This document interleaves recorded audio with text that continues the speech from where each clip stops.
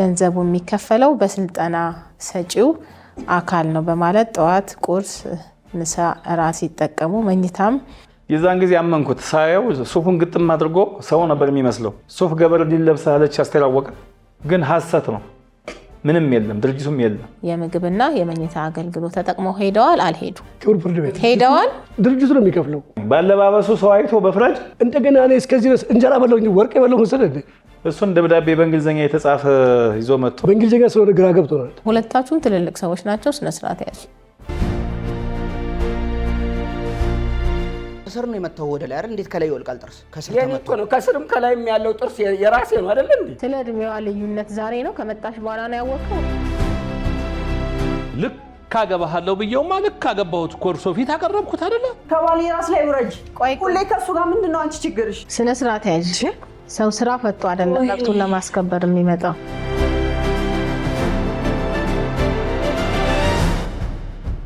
ሰላም ውድ ተመልካቾቻችን እንደምን ሰነበታችሁ? ሳምንታችሁ እንዴት ነበረ? ባለፈው የዳኛ ይታይ ፕሮግራምን እንዴት አያችሁት? እርግጠኛ ነኝ በጣም ብዙ ትምህርቶችን እንዳገኛችሁ።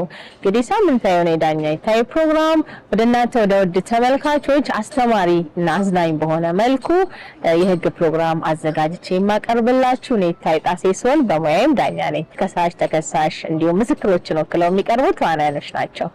እንግዲህ ግን አለማወቅ ከተጠያቂነት አያድንም የሚለውን መርህ እየተከተላችሁ የዳኛ ይታይ ፕሮግራምን እየተከታተላችሁ የህግ እውቀታችሁን እያዳበራችሁ እንድትሄዱ የሁልጊዜ መልእክቴ ነው። እንግዲህ ዛሬ ማስተማሪ የሆነ ፕሮግራም ይዤላችሁ ቀርብ ያለሁኝ ክርክሩ ፍርዱ ምን ይመስላል የሚለውን ህጉስ ምን ይላል የሚለውን አብረን የምንከታተለው ነው የሚሆነው። ወደ ችሎት ልገባ ነው። ተከተሉኝ። መልካም ቆይታ።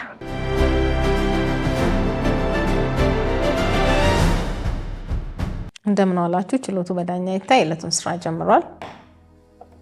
ከሳሽ ምግብ ለጤና ሆቴል እና መኝታ ቤት ባለቤት አቶ ዳዊት መኮንን፣ ተከሳሽ አቶ ደሳለኝ እውነቱ ቀርባቸዋል። ጥሩ። እንግዲህ ያው ከሳሽ በተከሳሽ ሆቴል ውስጥ ለአንድ ወር ከሌላ ከክፍለ ሀገር ለስልጠና መጥቻለሁ በማለት በሆቴላችን ውስጥ ከነሐሴ 12 2012 2017 ዓ.ም እስከ መስከረም 12 2018 ለአንድ ወር በሆቴላችን ያረፈ እና በዚህም ደግሞ ገንዘቡ የሚከፈለው በስልጠና ሰጪው አካል ነው በማለት ጠዋት ቁርስ፣ ምሳ፣ እራት እንዲሁም ቅዳሜና እሁድ ቁርስ፣ ምሳ፣ እራት ሲጠቀሙ መኝታም ሲጠቀሙ ቆይተዋል። የሆቴሉንም ፎርም በተገቢው መንገድ አቅርበው አስሞልተዋል። ሆኖም ተከሳሽ ይህን ሁሉ ተጠቅመው መስከረም 13 ቀን 2018 ዓ.ም ከሌሊቱ 10 ሰዓት ላይ ከሆቴሉ የተጠቀሙትን አጠቃላይ 58,000 ብር ሳይከፍሉ ሻንጣቸውን ይዘው ሊወጡ ሲሉ ተይዘዋል። ያው በዚህም ደግሞ በፈጸሙት የወስላታነት ወንጀል ክስ በፖሊስ ጣቢያ ቀርቦባቸውና ጉዳዩ ለአቃቢ ሕግ ተላልፎ በፈጸሙት ወንጀል ክስ ቀርቦባቸው የአንድ ወር የእስራት ተፈርዶባቸዋል። ስለዚህ አጠቃላይ ተጠቅመው ያልከፈሉትን የሆቴሉን አገልግሎት የአንድ ወር 58,000 ብር ሊከፍሉ ይገባል የሚል ክስ ይዘው ቀርበዋል። እስኪ እንዴት ነበር ግንኙነታችሁ? አስተዋል። ያኔ ሲመጣ እኔም ነበርኩ። ለስልጠና ነው የመጣሁት፣ አሰልጣኝ ነኝ አለ። ሆቴላችን ላይ አረፈ። ነገር ግን ወደ አንድ ወር ጊዜ ያክል ሲቆይ ድርጅቱ እንደሚከፍለን ስለነገረን ያለ ክፍያ ሲመገብ ቆይቷል። አልጋም ሲጠቀም ቆይቷል። በእኛ በድርጅታችን አሰራር 5 ቀን ካለፈው አንድ ባለጉዳይ ወይም እንግዳ ድርጅቱ እኔ ነኝ የምከፍለው ካለ ማስረጃ ካቀረቡ ሊወጡ 5 ቀን ሲቀራቸው ወይ 1 ሳምንት ሲቀራቸው ነው ሂሳብ እንዲዘጉ የምናደርገው። እሱ ግን 1 ሳምንት ገና አለኝ ብሎ ሳይከፍለን ነው ጠፍቶ ሄደው። ከዛም ተያዘ ማለት በር ላይ እቃ ሲያወጣ እና በዚህ በማጭበርበር በእርግጥ ተከሶ ያው ቀርቧል። ግን የኛን ክፍያ አልከፈለም። ሆቴል የተጠቀመበት ቀድማችሁ ክፍያው እንዲፈጸም ወይም ደግሞ ያው በሆቴላችሁ ሕግ መሰረት አንድ ሰው ተቀምጦ 5 ቀን ካለፈው በየ5 ቀኑ ክፍያ መክፈል አለበት ነው ያሉኝ አይደል? አሁን ክቡር ፍርድ ቤት እንደሱ ሳይሆን ለረጅም ጊዜ የሚቆይ ደንበኛ መሆኑ ከተረጋገጠ ደብዳቤ ከመስሪያ ቤት ካመጡና የሚከፍለው ሌላ ተቋም ሆኖ ከተገኘ ሊለቁ 3 ቀን ሲቀራቸው ነው ክፍያ የምንጠይቀው። ኦኬ፣ ሌላ ተቋም መሆኑን በማስረጃ አረጋግጣቸዋል? እሱን ደብዳቤ በእንግሊዝኛ የተጻፈ ይዞ መጥቶ ለፍርድ ቤቱ አያይዣለሁ፣ ተተርጎሞ ቀርቧል። አሰልጣኝ ነኝ፣ ይሄ የቆሻሻን መልሶ ለመጠቀም የግንዛቤ ማስጨበጫ ስልጠና እሰጣለሁ፣ እኔም አሰልጣኝ ነኝ የሚል ደብዳቤ ይዞ መጥቶ ነው። በወቅቱ እኮ አንተም ራስህ ነበርክ። ምክንያቱም እኔ ደብዳቤውን አምጥቼ አስፈላጊውን ፎርማሊቲ ሞልቼ ፎርም ሞልተን ነው የተቀመጥኩት።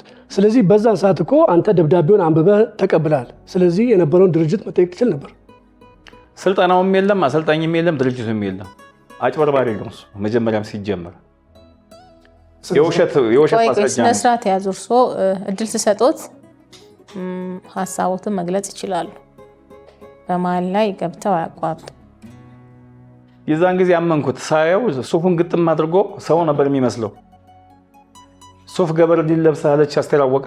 በእሱ ነው የተታለልኩት። እኔ እንዴ ምንድነው እንደዚህ የምትለው? እኔ ቆይ ስነ ስርዓት ያዝ። ጣልቃ እንዳትገባ አልኩህ እኮ አይደል እንዴ? ቀጥሉ። ከዛ ተከሰሰ። ያው ፍርድ ቤት ቀርቦ እስራት ተወሰነበት። እኔ እዛ ጊዜ ገንዘብ የሚመለስልኝ መስሎኝ ነበር። በኋላ ሰው አቃቢ ሕግም ሳማክር ለፈጸመው ወንጀል ነው ቅጣት የተሰጠው። ያንተን ክስ በፍትሐ ብሔር እንደገና ለብቻ መጠየቅ ትችላለህ ተብዬ ነው እንደገና ባለሙያ አማክሬ የዳኝነት ከፍዬ ለፍርድ ቤቱ አጽፌ ክሱ ነው ይዤ የመጣሁት። እና ሺህ ጊዜ አጽፈህ ብትመጣ ታዲያ እኔ ታስሬም ድጋሚ ደግሞ ገንዘብ እንከፍል ትፈልጋለህ እንዴ? ቆይ ስነ ስርዓት ያዙ። ጣልቃ ይግቡ። ክቡር ፍርድ ቤት ተቀጥተው ነው አይደል የመጡት ሌላ ቦታ? ትክክል ነው ክቡር ፍርድ ቤት። እኔ በሰዓቱ በወቅቱ ስመጣ ከመስሪያ ቤት ከላኬ መስሪያ ቤት ደብዳቤ አምጥቼ ደብዳቤውን አሳይቼ ለድርጅቱ የሚሞላ ፎርም አለ፣ ፎርማሊቲውን አስተካክዬ ህጉን ጠብቄ ነው እንትን ያልኩት። ከዛም በኋላ ከድርጅቱ ከላኬን ድርጅት ጋር መከራከር ሲገባው እንደገና እኔን ለእስር መዳረግ፣ እንደገና ከታሰርኩ በኋላ ደግሞ ድጋሚ ካሳንም የምከፍልህ። አሁን እኮ እዚህ ጋር ለ1 ወር በሆቴላቸው የምግብና የመኝታ አገልግሎት ተጠቅመዋል። ስለዚህ የተጠቀሙትን ሳይከፍሉ ሊወጡ ሲሉ ተይዘው በወስላታነት በሚለው የወንጀል ህግ ላይ በተቀመጠው ህግ መሰረት ክስ ተመስርቶቦት የ1 ወር የማረፊያ ቤት ቅጣት ተቀጥተው አሁን ደግሞ ተጠቅመው ላልከፈሉት የፍትሐ ብሔር ተጠያቂነት ስላለ ያንን እንዲከፍሉኝ የሚል ክስ ነው እዚህ ፍርድ ቤት የመጣው። ይገባኛል። ስለዚህ እርስዎ ለ1 ወር ስልጠና አሰልጣኝ ነኝ ወይም ደግሞ ልሰለጥን መጥቻለሁ በማለት በከሳሽ ሆቴል የምግብና የመኝታ አገልግሎት አግኝተው ለ1 ወር ቆይተው ተጠቅመው ሄደዋል? አልሄዱ? ክቡር ፍርድ ቤት እኔ የላኬን ድርጅት አለ ሄደዋል? ተጠቅመዋል? ተጠቅሜያለሁ፣ ግን የተጠቀምኩት በደብዳቤ ነው። ስለዚህ ሊጠየቅ የሚገባው ድርጅቱ እንጂ እኔ ሊጠየቅ አይገባኝም። ምክንያቱም በወቅቱ ከድርጅቱ ጋር መከራከር ሲገባው እኔ እንደገና ለእስር አድርጎ አንገላቶኛል። አሁን እንደገና ከእስር ከወጣሁ በኋላ ድጋሚ ገንዘብ ክፈለኝ ማለት እኔ እስሬን ጨርሼ ከእስር ወጣሁኝ እንጂ ወይ አውሮፓ ወይ አሜሪካ ሄጄ ዶላር ሰርቼ አልመጣሁኝ። ክቡር ፍርድ ቤት ይሄ ይታይልኝ። የተከበረው ፍርድ ቤት ለምንድን ነው በየቀኑ ያልከፈሉት? ድርጅቱ ነው የሚከፍለው። እሱን ደብዳቤውን አይተው አምነው ተማምነን ነው የቀጠልነው ስራችንን። የተከበረው ፍርድ ቤት ስልጠና የሚሰጠው አካል ገንዘቡን እንዲከፍል አልጠየቁ? ስልጠናውም የለም፣ ድርጅቱም የለም፣ አሰልጣኙም የለም። በተጭበረበረ ሰን በዚህ ምክንያት እኮ ነው በአጭበርባሪነት ፍርድ ቤት ቀርቦ ተከሶ በስራት ተቀጥቶ የወጣው። በፍጹም ድርጅቱ ቢኖርማ ጠይቅ ነበር። የለም፣ ሐሰተኛ ማስረጃ ነው ይዞ የቀረበው። እኔ የዛ ሰዓት በእንግሊዝኛ ነው ጽፎ የመጣው። አለባበሱ አመንኩት። እኔ ደግሞ አሁን ፍርድ ቤት ስቀርብም የመጀመሪያ ነው ይሄንን የፍትሐ ብሔር ክስ ክሰስና ነው መጠየቅ የምትችለው ስለተባልኩ ነው። አሁን እኔ የምጠይቀው የተጠቀመበትን ገንዘቡን ይክፈለኝ ነው። ድርጅቱ ቢኖር ጠይቅ ነበር። የለም እኮ ድርጅቱ። ስርዓት ይኖር። ክቡር ፍርድ ቤት እየተሳደበ ነው፣ አጭበርባሪ ምናምን እያለ ነው። ምክንያቱም እኔ በሰዓቱ ደብዳቤውን ሳመጣ አምነ ነው እኮ ለኔ ያስረዳኝ። ወደዚህ ዞረ አምኖ ነው ደብዳቤውን አምጥቼ ማህተብ ያለው በስነስርዓት የተረጋገጠ ደብዳቤ ይዤ መጥቼ ነው የተቀበለኝ። ከዛም በኋላ እንደገና ከታሰርኩ በኋላ ድጋሚ ገንዘብ ይክፈል። ለምን ታሰሩ? ምን አድርገው ነው የታሰሩት? እኔ በቃ ድርጅቱ እንደሚከፍል ነው የማውቀው። አይ ለምን ታሰሩ? አሁን ሌላ ለምን ወጣህ ነው የተባልኩት። ለምን ወጥተህ ትሄዳለህ? ልብስን ይዘህ እንዴት ትወጣለህ? አይ ሌላ ችሎት እኮ በወንጀል ታስረው 1 ወር ተቀጥቼ ወጥቻለሁ። ስለዚህ ጉዳይ ነው እኮ ለምን ታሰሩ? ስላልከፈሉ ሐሰተኛ ማስረጃ ይዘው መተው አይደለም። ከድርጅቱ የወጣ አይደለም እያሉ ነው። ዝም ብሎ ስሜን ሲያጠፋ ነው ክቡር ፍርድ ቤት። ታዲያ ለምን ተቀጡ? ለምን ሳትከፍለኝ ወጣ ነው። ከኔ ጋር ሳይሆን መከራከር የነበረበት በወቅቱ እዛው የላከኝ ድርጅት ጋር 1 ወር ሙሉ እዛ ሲቀመጥ እኮ ደውሎ ማጣራት ይችል ነበረ። አምኖ ነው የተቀመጠው። አምኖ ተማምነን የተቀመጥነው። እኔም ስልጠናው እስከሚካሄድ እየጠበቅኩ ነው። ምክንያቱም ከዛም በኋላ ግን ስወጣ አትወጣም አሉኝ። ምንም ማድረግ አልቻልኩም። በእስር ቁጥጥር ስር ዋልኩኝ። ከዛ እንደገና ደግሞ እስሬን ጨርሼ ስመጣ ሌላ ክፍያ ይዤ እንደመጣ ሰው ወይኔ ዶላር አልሰራው ወይ አውሮፓ አይደለም የሄድኩት ወይ አሜሪካ አይደለም የሄድኩት። ከእስር ቤት ስመጣ እንደገና ጠብቆ ገንዘብ ይክፈለኝ ብሎ ደግሞ ክቡር ፍርድ ቤት ይሄ በጣም እያንገላታኝ ነው። እንደውም ሊጠይቅልኝ ይገባል። የተከበረው ፍርድ ቤት እንዲታይልኝ የምፈልገው ጥፋተኛ ብሎ በወንጀል ጥፋተኛ ተብሎ እኮ ተቀጥቷል። የተቀጣበት ምክንያት በማጭበርበር ወንጀል ነው። ስለዚህ እኔ ጠየቅኩት። አሁን በፍትሐ ብሔር የተጠቀመበት ገንዘቤን ይክፈለኝ ነው። ለምን እንደሚያያይዘው አላውቅም። እሱ እኮ እያለ ያለው አንዴ ተቀጥቻለሁና ድጋሚ አልቀጣም። እኔ ቅጣት እንዲቀጣ አይደለም እየጠየቅኩ ያለሁት ገንዘቤ እንዲከፈለኝ ነው። ይሄ ደግሞ ህጉ ያዛል። በወንጀል ጥፋተኛ ተብሎ የተፈረደበት ሰው በፍትሐ ብሔር የመጠየቅ መብት ስላለው ተብዬ ነው እኔ ባለሙያ አማክሬ እዚህ ቦታ ላይ የቆምኩት እኮ። ተቀጣሁኝ፣ ታሰርኩኝ እኮ ድጋሚ ገንዘቤን ሁሉ አሳግዶታል ክቡር ፍርድ ቤት። እንደውም እያንገላታኝ ነው። ሌላ ችግር ውስጥ እየገባሁኝ ነው ያለሁት። ስለዚህ ሊጠየቅልኝ ይገባል። እንደው ያው የተቀጡት እኮ በፈጸሙት ድርጊት በወንጀል ህግ አንቀጽ 859 ወስላታነት በሚለው በተደነገገ ውስጥ ነው ለፈጸሙት ስህተት ቅጣት የተቀጡት ወንጀል ማለት ነው። ቆይ ስነ ስርዓት ያዙ። ስነ ስርዓት ሁለታችሁም ትልልቅ ሰዎች ናቸው። ስነ ስርዓት ያዙ። በየተራ ታወራላችሁ፣ ሀሳባችሁን ትገልጻላችሁ እንጂ ለተጠቀሙበት 58,000 ብር የምግብና የመኝታ አገልግሎት አይደለም። ስለዚህ ሁለቱ የተለያዩ የህግ ስነ ስርዓቶች ናቸው። ያ በወንጀል ነው፣ ይሄ ደግሞ በፍትሐ ብሔር ነው። በወንጀል ስለተጠየቁ በፍትሐ ብሔር አልጠየቅም ማለት አይቻልም። እንደዚህ አይነት ስነ ስርዓታዊ ህግ ስለሌለ ማለት ነው። ስለዚህ እሱን ለይተው ይወቁና ማስረዳትም ተገንዝበው ማስረዳት ያለቦት ለ1 ወር የተጠቀሙበትን የመኝታና የምግብ አገልግሎት ክፍያ እንዲከፍሉ ነው እዚህ ችሎት የቀረቡት። እሱ ላይ ነው መነጋገር ያለብንም መልስ መስጠትም ያለቦትና የተጠቀሙበትን የአልጋና የምግብ አገልግሎት ከፍለዋል። ክቡር ፍርድ ቤት አሁንም እኮ ሊጠየቅ አይገባም ነው ማለት ከፍለዋል። ምን ይከፍላል? ቢከፍል ማለት መቼ እዚህ ቆም ነበር። በስር ተቀጥቻለሁ። እንደገና እኔ እስከዚህ ድረስ እንጀራ በላሁኝ፣ ወርቅ በላሁ መሰለህ እንዴ? ለኔ አስረዳኝ ወደዚህ። እኔ ምን ክቡር ፍርድ ቤት እኔ ምግብ ነው የበላሁት፣ ወርቅ አልበላሁ እስከዚህ ድረስ። እንደዚህ በህግ እንደዚህ ኃጢአቴን የሚያበዛው ወይ ቤተ መንግስት አለ የተኛሁት እኮ እዚህ ተራ አልጋ ላይ ነው የተኛሁት። እሱን ደግሞ ከድርጅቱ ጋር ማውራት ይችላል። የለም ድርጅት የለም፣ ድርጅትም ስልጠናም የለም ተባለ። አላጣራማ። ማጣራት እኮ ስላልቻለ ነው። በወቅቱ አምኗል። አምኖ እኮ ተቀብሎኛል። ምክንያቱም በሰዓቱ ሄዶ ማጣራት የሱ ጥፋተኛ ተብሎ ተቀጥቶበታል። በወንጀል ህጉ እኮ ተቀጥተሃል። በዛ ለም የተቀጣው ሳይከፍለኝ ወጣ ስላልክ ነው ፖሊስ ይዞኝ በፖሊስ እና በሐሰት የተቀጣው የተከበረው ፍርድ ቤት በሐሰት ነው የተቀጣሁት እያለ እኮ ነው ያለው። ስለዚህ አሁን እኛ በወንጀል የተቀጣበትን ጥፋተኛ ብሎታል። ጥፋተኛ ከተባለ ደግሞ እኔ ገንዘቤን ይክፈለኝ ነው። እኔ አሁን ስለ ጥፋተኛ አይደለም እየጠየኩ ያለሁት። እኔ እኮ ታሰርኩት፣ ትሰማኛለህ? እኔ እኮ የታሰርኩት እኮ ለማሻጣት ወጣ ነው። ጎን ለጎን አይደለም መነጋገር ያለባችሁ። ማስረዳት ያለባችሁ ነገር ለኔ ወደዚህ ነው ማስረዳት ያለባችሁ። እየሰደበኝ ነው እኮ ለኔ አስረዱኝ። ምንም እዚህ ጋር የተሳደቡት ነገር የለም። ሰው መስለኝ ነው እያለ ነው። ምክንያቱም እኔ ሰው መሆኔን በሰውነቴ ነው እዚህ ጋር የቆምኩት አይደለም እንዴ? እኔ ባለባበሴ ሳይሆን በሰዓቱ ያመንከኝ እርግጠኛ ህጋዊ ሰው ሆኜ ስለመጣሁኝ ነው። ህጋዊ ሰው ሆኜ ነው የመጣሁት።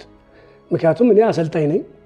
በወቅቱም የሰለጠኑ ሰልጣኞች እስከሚመጡ ድረስ እዛ ጋር መቀመጥ እንትን አለኝ፣ መብት አለኝ። ይህንን ደግሞ ድርጅቱ አምኖብኝ ነው የመጣሁት። ይህንን ደግሞ ደብዳቤ አምጥቼ በደብዳቤ ታግዞ ነው አሁን እርሶ በወስላታነት ክስ ተመስርቶቦት ሲፈረድቦት አይ እንግዲህ ህጋዊ ስላልሆነ ያልተረጋገጠና ስልጠናውም ተቋሙም የለም በሌለበት በተጭበረበረ ሰነድ ነው መተውኛ ጋር አገልግሎት ያገኙት ብለው ነው እሳቸው እያገለጹ እዛም ክስ የመሰረተቦት ማለት ነው። ስለዚህ እዛ ትክክለኛ ማስረጃ እንደሆነ ስልጠናው ትክክለኛ እንደሆነ ከትክክለኛ ተቋም እንደመጡ በማስረጃ ማረጋገጥ አልቻሉም ነበር? ለምንስ አላረጋገጡ? እዛ ጋር ማን አድርሶኝ በቃ ያዋከቡኝ። እኔ ምክንያቱም ስልጠናው ተቀይሯል ሲባል 1 ወር ከተቀመጥኩ በኋላ ድርጅቱ እንዲከፍል ነው እኔ እንደሚከፍል ነው ማምነው። ስለዚህ ይከፍላል ብዬ ነው ስወጣ እንደ ሌባ ተያዝኩኝ። ለምን ድርጅቱን አልጠየቁም? ድርጅቱ ካለ ትክክለኛ ማስረጃና መረጃዎች ካሉ እርሶ ሲጠየቁ ድርጅቱ እንዲጠየቅ ለምን አላደረጉም ታዲያ? ምክንያቱም እኔ ያሰብኩት ድርጅቱ እንደሚከፍል እርግጠኛ ነኝ። እርግጠኛ ስለሆንኩኝ ድርጅቱ ካለ እንዲጠይቅ ለምን ፎርማሊቲ ስላለ በዛ ፎርማሊቲ መሰረት እነሱ ይቀጥላሉ ብዬ እየተዘጋጀው ባለበት ሰዓት ድንገት ተደወለልኝ ከቤተሰብ። ወደዛ ለመሄድ ግዴታ ለሊት ትራንስፖርት መያዝ ነበረብኝ። ወደዛ ሲሄድ ኮፒ አድርጌ ያስቀመጥኩት እኮ ደብዳቤ አለ። በዛ መሰረት እኮ በአድራሻ ሄዶ ማነጋገር ይችሉ ነበረ። ግን በወቅቱ እኔን አዋክበው በፖሊስ አድርገው ወስደው እስር ቤት ከተቱኝ። ከማን ጋር ልነጋገር ነው? የተከበረው ፍርድ ቤት ይሄንን እኮ በወንጀል በተከሰሱበት ሰዓት መከራከር ይችሉ ነበር።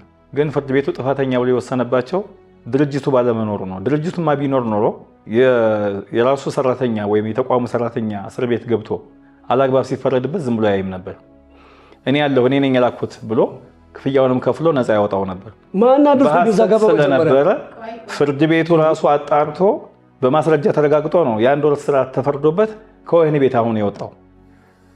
እና አሁን የጥፋተኝነት ጉዳይ አይደለም እዚህ የምንከራከረው። አሁን የምንከራከረው የተጠቀመበትን ገንዘቤን ይክፈለኝ ነው።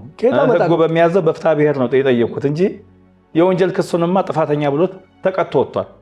አሁን ድጋሚ እዚህ ጋር ማንሳቱ ተገቢ አይደለም። ያን ያክል ጊዜ 1 ወር ጊዜ ታስሬ ከዛም በኋላ ድጋሚ ገንዘብ እንክፍል ትፈልጋለህ? እኔ በፍርድ ቤትም እኮ ያሳገድኩት ገንዘቡን እንደዚህ ወስላታ ስለሆነ ስለማይከፍል ስነ ስርዓት ክቡር ፍርድ ቤት ቆይ ስነ ስርዓት ያዙ። ስለዚህ ልከፍል አይገባም እያልክ ነው? አዎ እኔ ልከፍል አይገባም። ምክንያቱም እስርም ታስሬ ድጋሚ 1 ወር ታስሬ ወጥቼ ድጋሚ ገንዘብ መከፍለው ምን የተለየው ሰው ነኝ እንዴ? እስከዚህ ድረስ ወደ ዲያስፖራ አይደለም እኮ። ክቡር ፍርድ ቤት ይሄንን ከግምት ውስጥ ይክተትልኝ። አሁን እኮ ገንዘብ ስላለህና ስለሌለህ አይደለም የምትከፍለው። ሰው ገንዘብ ስላለውና ስለሌለው አይደለም ህግም ይክፈል የሚለው። ስላደረስነው ኪሳራ፣ ስላጠፋነው ጥፋት በተቀመጠው ህግ መሰረት ጥፋተኛ ሆነን ከተገኘን ልንከፍልና ልንቀጣ ግድ ይለናል። ትክክል ነው። ግን እሱን ድርጅቱ ነው መጠየቅ ያለበት። ክቡር ፍርድ ቤት ድርጅቱን ሄዶ ማጣራት እኮ የሱ ፋንታ ነው። አለ ደብዳቤው እጁ ላይ እኮ ነው ያለው። እንደዚህ አይነት የተጨበረበረ ነገር አጋጥሞኝ አያውቅም። እኔ ብዙ ዓመት ነው በሆቴል ንግድ የቆየሁት። ብዙ ተቋሞች ጋር ነው የምሰራው። ተቋማት ሰው ይልካሉ፣ ለስልጠናም ሰዎች ይመጣሉ። በውል መሰረት ክፍያውን ይፈጽምልናል የላካቸው ድርጅት። ስለዚህ ይሄ ግን ከዛ የወጣ ነው። አሁንም ቢሆን ተቋሙ እውነት አለ ካለ ራሱ ይክፈለንና ተቋሙን ይጠይቅ። በደረሰኝ ሄዶ ያወራል። ግን ሐሰት ነው። ምንም የለም፣ ድርጅቱም የለም። ለወደፊቱማ ለእኔ ትምህርት ነው የሚሆነኝ። ባለባበሱ ሰው አይቶ በፍረድ ባለባበሱ አይቶ አይደለም በሰንሳ ደብዳቤ በእንግሊዝኛ ስለሆነ ግራ ገብቶናል። አስተርጉሜማ ፍርድ ቤት አሁን ያስተረጎምኩ የዛን ጊዜ እኮ አምነት ተስማምተን ነው የመጣው። ጥሩ እንግዲህ ያው ፍርድ ቤቱ የግራ ቀኛችሁን ክርክር አዳምጧል። መዝገቡን መርምሮ ውሳኔ ይሰጣል። ውሳኔ ለመስጠት ተለዋጭ ቀጠሮ ተሰጥቷል። የዕለቱ ስራ በዚህ ተጠናቋል።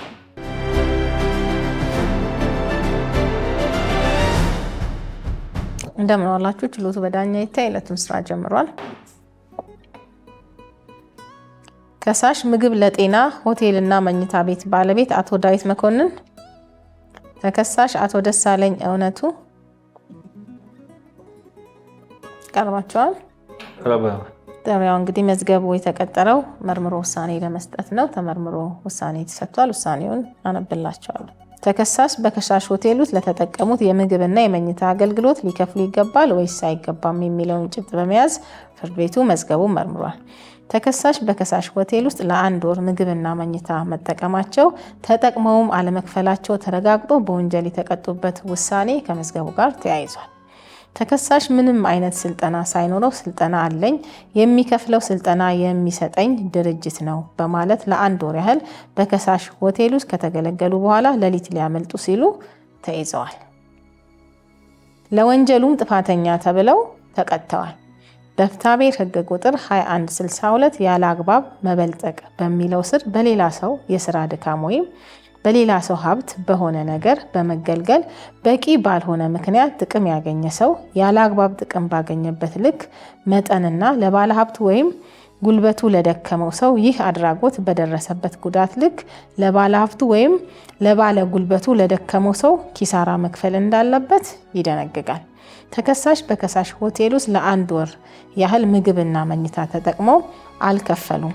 ለዚህም ድርጊታቸው በወንጀል ተቀጥተዋል። ስለሆነም ተከሳሽ በከሳሽ ሆቴል ውስጥ ላገኙት የመኝታና የምግብ አገልግሎት ብር 58,000 ብር ሊከፍሉ ይገባል በማለት ፍርድ ቤቱ ውሳኔ ሰጥቷል።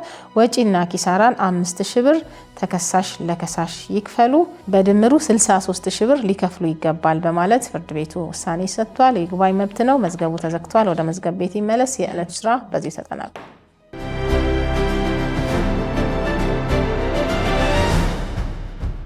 በመጀመሪያ አመሰግናለሁ። እኔ የተረዳሁት ለህጉም ብዙም ስላልሆንኩኝ መጀመሪያ የመሰለኝ በወንጀል የተቀጣ ሰው ድጋሚ በፍትሐ ብሔር ይጠይቃል ብዬ አላስብም ነበር። ለዚህም ነበር ሲከራከር የነበረው። ግን ዞሮ ዞሮ ብዙ የህግ ትምህርትም አግኝቼበታለሁ። ጥፋቱንም እንደ ጥፋት ተቀብያለሁ። ከጥፋት የተመረበታለኝ እና ድጋሚ እንደዚህ አይነት ስህተት አይሰራም እና በተሰጠው ፍርድ ብዙም የሚገባኝ ነው ብዬ አስባለሁ። እና ህጉን ባለማወቄ ነው። በእርግጥ ምክንያቱም ምንድነው በህግ ተቀጥቻለሁ በወንጀል ድጋሚ ደግሞ በፍትሐ ብሔር አልጠየቅም ብዬ አስቤ ነበረ። ግን እኔ እንዳሰብኩት አይደለም። ያው ህግ ነውና ውሳኔ ተቀብያለሁ። አመሰግናለሁ። እሺ፣ በጣም አመሰግናለሁ። እንግዲህ በረጅም ዓመት በሆቴል ንግድ ላይ ቆይቻለሁ። እንደዚህ አይነት ስህተት ገጥሞኝ አያውቅም። ይሄ የመጀመሪያ ነው። ከዚህ ግን የተማርኩት ምንድነው ከየትኛውም ተቋም የሚመጡ ዶክመንቶች ወይም ማስረጃ ትክክለኛነታቸውን ማረጋገጥ አስፈላጊ እንደሆነ ተመሬበታለሁ። ለማህበረሰቡም ይሄንን መልእክት አስተላልፋለሁ። በዳኝነቱም ላይ የተሰጠው ፍትህ ትክክለኛ ውሳኔ በማግኘቴ በጣም አመሰግናለሁ። ከዚህ በኋላ ማንኛውም ተገልጋይ ሲመጣ የሚመጡትን ዶክመንቶች ትክክለኛነታቸውን ማረጋገጥ እንዳለብኝ ተመሬበታለሁ። ስለዚህ ለሌሎችም እንደኔ አይነት ንግድ ስራ ለተሰማራችሁ ባለሆቴሎች የምመክረው ከተለያዩ ተቋማት የሚመጡ ደብዳቤዎችን በቅድሚያ ማረጋገጥ እንዳለባችሁ ይችን መልእክት ማስተላለፍ ፈልጋለሁ። አመሰግናለሁ። ውድ ተመልካቾቻችን ችሎቱ እንደተመለከታችሁት ነው። በአንድ ሆቴል ውስጥ ለመገልገል የሆቴል አስተዳደሩና አሰራርና መመሪያ በሚያዘው መሰረት የሆቴል አገልግሎት በተገቢው መንገድ ሲጠቀም ቆይቶ ነገር ግን ሆቴሉን መልቀቅ ቢፈልግ እንኳን በሆቴሉ አሰራር መሰረት አሳውቆና የሚፈለግበትም ነገር ካለ አስረክቦና ከፍሎ መውጣት የገባው በህገወጥ መንገድ ግዴታውን ሳይወጣ ለማምለጥ መሞከር በሆቴሉ አስተዳደር አሰራርም ሆነ በወንጀል ህግ የሚያስቀጣ መሆኑን አውቀን የትኛውም የሆቴል ውስጥ ተገልጋይ ከእንደዚህ አይነት ብልሹ ድርጊት ራስን ማራቅና መከላከል ያስፈልጋል የሚለው የዕለቱ መልእክቴ ነው። ውድ ተመልካቾች እንዲቀርብላችሁ የምትፈልጉት የህግ ጉዳይ ካለ እንደተለመደው በኮሜንት አሳውቁ። ሳምንት በሌላ ፕሮግራም እስከምንገናኝ መልካም ሳምንት።